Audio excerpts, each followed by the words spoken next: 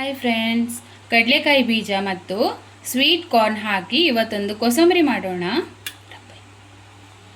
ಕೋಸಂಬರಿ ಮಾಡಲು ಬೇಕಾಗುವ ingredients: 1 cup ಬೇಯಿಸಿದ ಕಡಲೆಕಾಯಿ ಮತ್ತು ಬೇಯಿಸಿದ ಸ್ವೀಟ್ ಕಾರ್ನ್, 1 ಕಪ್ ತುರಿದ ಕ್ಯಾರೆಟ್, 1 ಕಪ್ ಕಟ್ ಮಾಡಿದ ಈರುಳ್ಳಿ, 1 ಕಪ್ ತುರಿದ ಸೌತೆಕಾಯಿ ಮತ್ತು ಕೊತ್ತಂಬರಿ ಸೊಪ್ಪು, ಹಸಿಮೆಣಸಿನಕಾಯಿ. ಒಂದು ಬೌಲ್ ತಗೊಂಡು ಅದಕ್ಕೆ ಬೇಯಿಸಿದ ಕಡಲೆಕಾಯಿ ಬೀಜ, ಸ್ವೀಟ್ ಕಾರ್ನ್,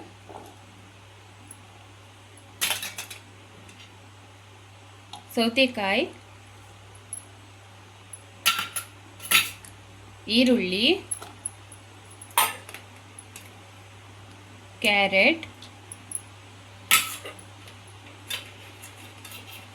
ಹಸಿಮೆಣಸಿನಕಾಯಿ, ಕೊತ್ತಂಬರಿ ಸೊಪ್ಪು,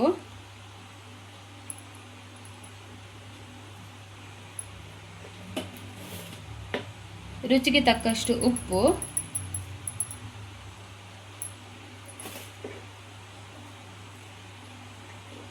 ಈಗ ಸ್ವಲ್ಪ ಲೆಮನ್ ಜ್ಯೂಸ್,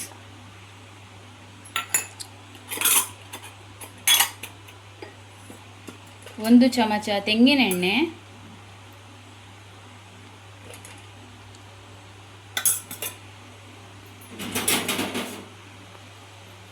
ಈಗ ಸರಿಯಾಗಿ ಮಿಕ್ಸ್ ಮಾಡುವ.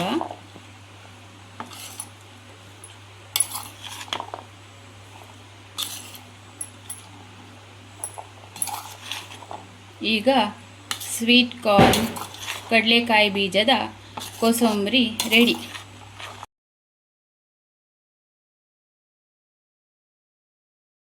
ನನ್ನ ಈ ರೆಸಿಪಿ ನಿಮಗೆ ಇಷ್ಟ ಆದರೆ ಲೈಕ್ ಮಾಡಿ, ಸಬ್ಸ್ಕ್ರೈಬ್ ಮಾಡಿ, ಶೇರ್ ಮಾಡಿ.